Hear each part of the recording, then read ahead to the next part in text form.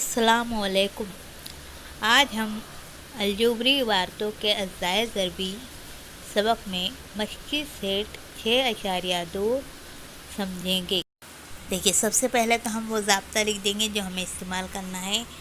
तो हमने पहले लाइन में लिखा है a की क़ुव्वत 3 जमा b की क़ुव्वत 3 बराबर एक कौस में a जमा b, दूसरे कौस में a की क़ुव्वत 2 नफ़ी ab जमा b की क़ुव्वत 2।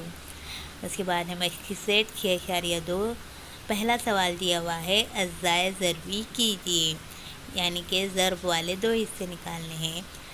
पहला सवाल दिया हुआ है x की क़ुव्वत 3 जमा 64 y की क़ुव्वत 3। अभी देखिए, ये सवाल जो है जो हमारे ज़ाब्ते की तरह है, जिसमें उल्टे हाथ तरफ लिखा हुआ है a की क़ुव्वत 3 जमा b की क़ुव्वत 3 और उसके अज़्ज़ाए ज़रबी आगे लिखे हुए हैं। एक कौस में a जमा b, दूसरे कौस में a की क़ुव्वत 2 नफ़ी ab जमा b की क़ुव्वत 2। अब यहाँ अगर हम इस ज़ाब्ते का और अपने सवाल का मवाज़ना करें तो a की जगह पर क्या है, सवाल में x है और b की जगह पर 4y है। देखिए, 64 जो है वो 4 की क़ुव्वत 3 है, इसके लिए हम b को क्या लिखेंगे, 4y लिखेंगे, 64y नहीं लिखेंगे, क्योंकि 64 भी किसी का मकब है। b की क़ुव्वत 3 मतलब पूरे का पूरा इसकी जो रहती है क़ुव्वत 3 आना चाहिए। जब हम इसको लिखेंगे 4y कौस की क़ुव्वत 3, तो जब हमें पूरा जवाब मिलेगा 64y की क़ुव्वत 3। तो इसी के लिए हमने क्या लिखा, b को 4y लिखा है। आपको ये ध्यान में रखना है कि अगर अदद आता है तो अदद को चेक करना है कि वो किसका मकब है और फिर उसके बाद हमें b की या a की कीमत लिखनी है। ठीक है। अब जैसा हमारा ज़ाब्ता है वैसा हम सवाल लिखकर आगे बढ़ते जाएंगे। देखिए, हमारे ज़ाब्ते में पहले लिखा हुआ है a की क़ुव्वत 3 जमा b की क़ुव्वत 3, तो हमने सवाल लिखा इधर x की क़ुव्वत 3 जमा 64 y की 3 है ना, ये सवाल लिख दिया हमने। फिर बराबर अभी आगे दिया हुआ है आपको कौस में a जमा b ज़ाब्ते के अंदर। तो अभी हमारा जो सवाल है, सवाल का a है x और b है 4y, तो हमने लिखा x जमा 4y। फिर आगे के कौस में लिखा हुआ है a की क़ुव्वत 2, तो हमारे सवाल में क्या है, x है, तो हमने लिखा x की क़ुव्वत 2। नफ़ी a b है तो a को b से ज़र्ब किया हुआ है, तो हमने क्या लिखा यहाँ पर, x ज़र्ब 4y। x क्या है, a है और b क्या है, 4y, तो इन दोनों का ज़र्ब किए। फिर जमा की अलामत है ज़ाब्ते में, तो जमा की अलामत लगाए।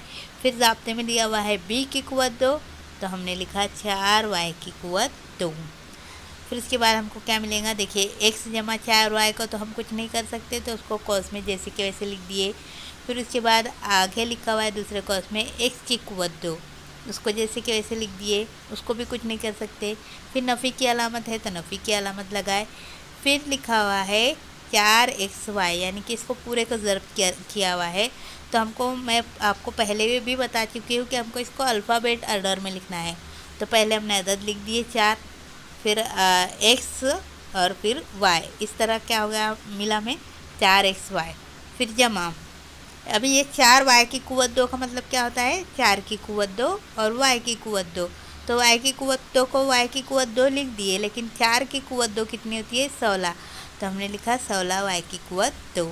तो इस तरह हमारा जो सवाल था x की क़ुव्वत 3 जमा 64 y की क़ुव्वत 3, उसकी तौसी मिली हमें एक कौस में x जमा 4y और दूसरे कौस में x की क़ुव्वत 2 नफ़ी 4xy जमा 16 y की क़ुव्वत 2। अब चलिए दूसरा सवाल समझते हैं। दूसरा सवाल, तीसरा सवाल आप खुद कर लेना। मैं यहाँ पर चौथा सवाल हल करवाई हूँ क्योंकि ये थोड़ा अलग है। इसमें लिखा हुआ है 2l की क़ुव्वत 3 जमा 432 m की क़ुव्वत 3। देखिए, मैंने पिछले सवाल में आपको बताया कि आपको अगर अदद रहता है तो चेक करना है वो किसका मकब है। अब हम 2 को देखेंगे, 2 के साथ में l है तो 2 किसी का मकब नहीं है और उसी तरह 432 भी किसी का मकब नहीं है। तो हमने यहाँ क्या किया है, 2 को मुश्तरिक लिख दिया। मैंने जो नीचे ब्लू कलर का लिखा है, देखो 2 को मुश्तरिक निकाल कर बाकी का मैंने बॉक्स में लिखा। जो कौस में लिखा हुआ है l की क़ुव्वत 3 जमा 216 m की क़ुव्वत 3। अभी अगर आप 216 देखेंगे तो 216 जो है वो 6 का मकब है, यानी 6 की क़ुव्वत 3 है। तो ये 216 आया किस तरह, 216 आया इस तरह कि हमने जब दो बाहर निकाले, मुश्तरिक निकाले, तो हमने क्या किया, 432 को 2 से तकसीम किया और 2 से तकसीम करने के बाद हमको क्या मिला, 216 मिला। तो वो 216 हमने यहाँ पर लिखा है। ठीक है, वहाँ पर देखो ज़रूर तकसीम भी करके दिखाया गया है साइड में। 432 को 2 से तकसीम करके जवाब आया है 216। अब उसके बाद हम क्या करेंगे, ये 2 को तो एक तरफ रहने देंगे, उसके बाद जो कॉस में है उसको ज़ाब्ते के मुताबिक हल करेंगे। तो ज़ाब्ता क्या है अपना, a की कुव्वत 3 जमा b की कुव्वत 3 बराबर कॉस में a जमा b, दूसरे कॉस में a की कुव्वत 2 नफ़ी a b जमा b की कुव्वत 2। अब अगर हम हमारे ज़ाब्ते का और सवाल का मवाजना करें तो यहाँ पर हमको जो ज़ाब्ते का a है, हमारे सवाल में l है, और ज़ाब्ते का b हमारे सवाल का 6m है। b 6m क्यों है, क्योंकि 216 जो है वो 6 का मकब है। अब इसको हम ज़ाब्ते में, ये कीमतों को ज़ाब्ते में रखेंगे। सवाल के मुताबिक हमने लिखा है l की कुव्वत 3 जमा 216 m की कुव्वत 3 बराबर। अब इस हमारे ज़ाब्ते में दिया हुआ है a जमा b, तो हमने क्या लिखा यहाँ पर l जमा 6m। l जो है a है और 6m जो है b है। फिर दूसरे कॉस में है ज़ाब्ते में a की कुव्वत 2, तो हमने लिखा l की कुव्वत 2। फिर ज़ाब्ते में नफ़ी की अलामत है तो नफ़ी की अलामत लगाए।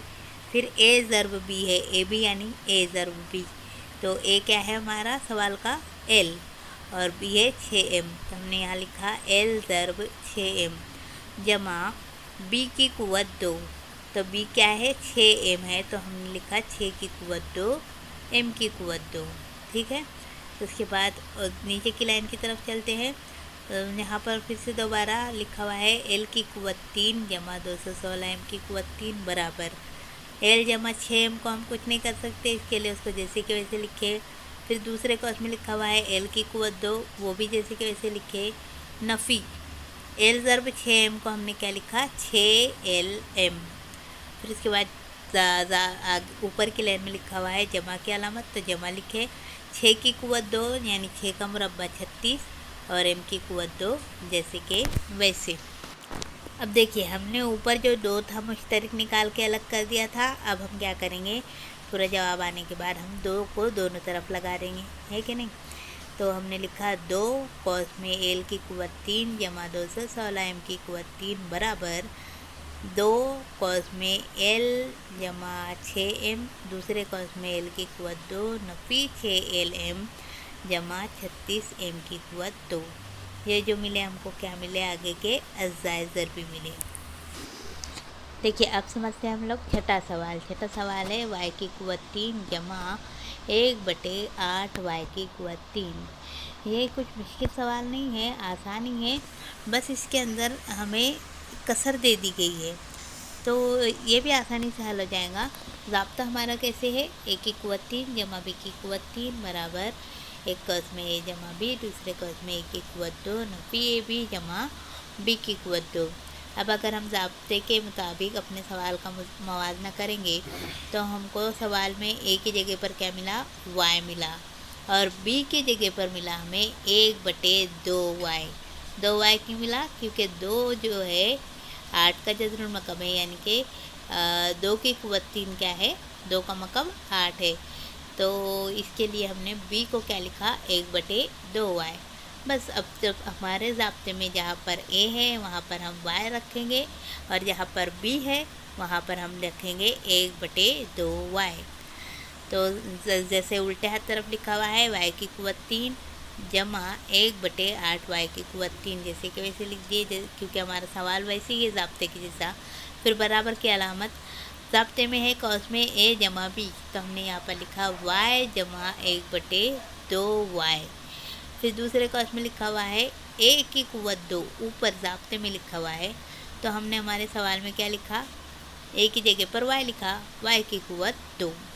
नफ़ी की अलामत है। फिर उसके बाद ज़ाब्ते में है a b, यानी कि a को b से ज़र्ब करना है, तो यहाँ हमने लिखा y ज़र्ब 1/2y। फिर ज़ाब्ते में जमा की अलामत है, तो यहाँ पर भी जमा की अलामत लगाए। फिर ज़ाब्ते में लिखा हुआ है b की कुव्वत 2, तो हमने यहाँ पर लिखा 1/2 की कुव्वत 2 और y की कुव्वत 2। तो इस तरह हमको यहाँ पर अब आगे हल करना पड़ेगा। जिसको हल नहीं कर सकते उसको जैसे कि वैसे लिख देते हैं। तो हमने नीचे लिखा y जमा 1/2y, एक कौस में लिख दिया। दूसरे कौस में लिखे y की कुवत 2 नफ़ी 1/2। अब यहाँ पर 1/2 क्यों रह गया? क्योंकि ऊपर जो था y ऊपर ज़र्ब में भी है और तकसीम में भी है, तो दोनों कट हो गया। दोनों कट होने के बाद क्या बच गया? सिर्फ 1/2 बचा। तो हमने यहाँ नीचे 1/2 लिखा।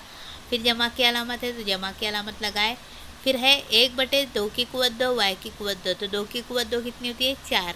तो हमने यहाँ नीचे लिखा 1/4 y की कुवत 2, जैसे कि वैसे। फिर अब लास्ट वाली लाइन लिखी हुई है 1 y जमा 1/2y, एक कौस में लिख दिए। फिर दूसरे कौस में लिखे y की कुवत 2 जमा 1/4 y की कुवत 2 को पहले लिख दिए। क्यों लिखे? क्योंकि इसके साथ y लगा हुआ है और 1/2 के साथ कोई अल्फ़ाबेट नहीं लगा हुआ है, तो हम इसको क्या करते हैं? आखिर में लिख देते हैं। इसीलिए आखिर में हमने क्या लिखा? नफ़ी 1/2। इस तरह हमें y की कुवत 3 जमा 1/8 y की कुवत 3 किए अज़ाए ज़र में मिले। एक कौस में y जमा 1/2y और दूसरे कौस में y की कुवत 2 जमा 1/4 y की कुवत 2 नफ़ी 1/2। इस मश्क के बाकी के सवालात आप खुद से हल करने की कोशिश करें, क्योंकि हमें हर सवाल में बस इसी तरह ज़ाब्ते से मवाजना करके आगे जैसे कि वैसे लिखना है। और ये काम हम पिछले सबक में से करते आ रहे हैं, तो उसी ज़ाब्ते सबक में से। तो ये कुछ इतना मुश्किल नहीं है और आगे की मश्क भी हमें इसी तरह ज़ाब्ते से हल करनी है।